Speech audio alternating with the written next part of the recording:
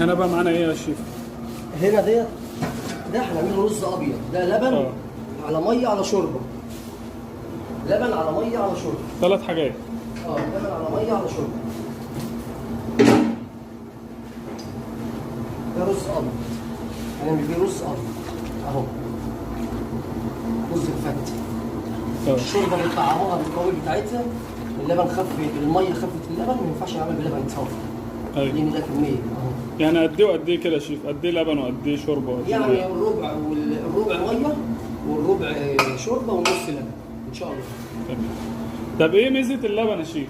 اللبن بيدي لك الرز لون ابيض خالص. انت عشان يفتح اللون يعني؟ وكأنه رز مدسوس، رز فلاح بالفرن. يبقى اطعم كمان. لو عملته شوربه صافي هتدي له لون، تغمق الرز معاك. اطعم ويبقى لونه فاتح. غمق الرز معاك.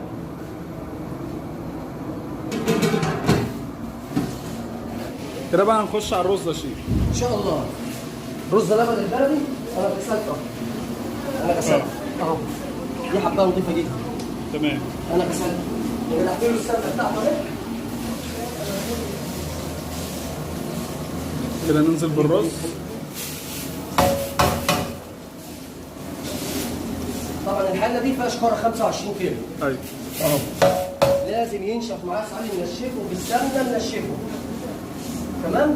ننشفه ويكون اللبن بالميه والشوربه بيغلي. وبرده لو ما عندناش شوربه، لبن بميه عادي. مش لازم يعني الدنيا تقف على حاجه، على صنف معين يعني. اهو.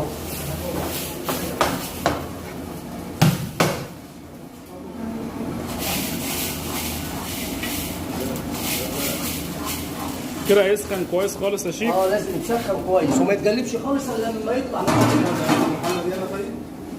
وكل ما تغلطش تاني يا شيف. يلا بينا. اهو.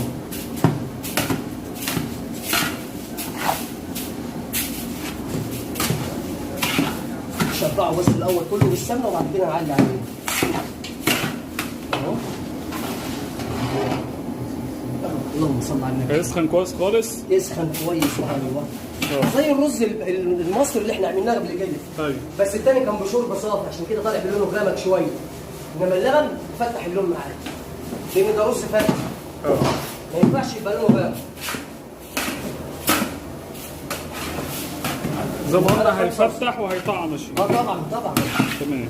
خلي الرز لونه ابيض زي ما هو. دول 25 كيلو ولسه معانا 50 كمان. ده بتاع الفتة اهو سخن كويس. كده سخناه كويس اهو. عايزين نقول عليه بالايه؟ اللبن. بسم الله. اللهم صل على النبي.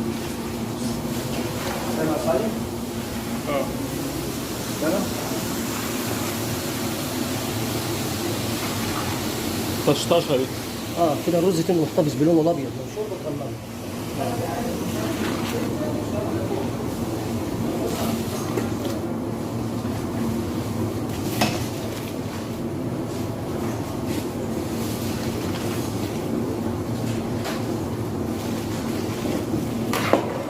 تقلبش خالص. بعد كده التقليبه ديت ونغطي عليها ونحط له الشريحه.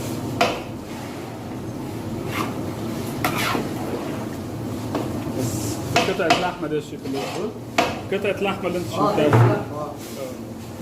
تمام. غطي.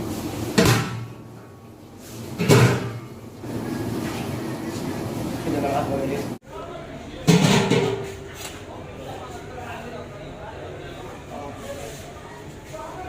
لونه فاتح ومفرفر وشكله جميل خالص.